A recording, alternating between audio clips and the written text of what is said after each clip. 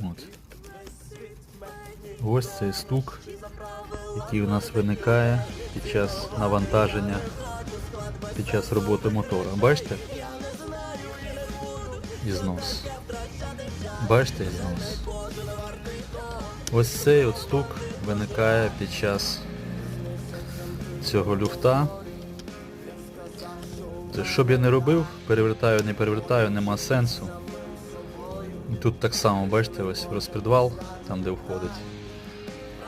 Ну це не так критично. Тут може і не виникати стуку. Стук виникає у нас при зносі вала. Я, наприклад, думаю, що тут тільки заміна вала. Може якось воно там точиться, наварюється, не знаю, я до цього не доходив, але я думаю, що тут заміна вала ТНВД. То і ця заміна теж цього самого адаптера. Ось тут виникає стук.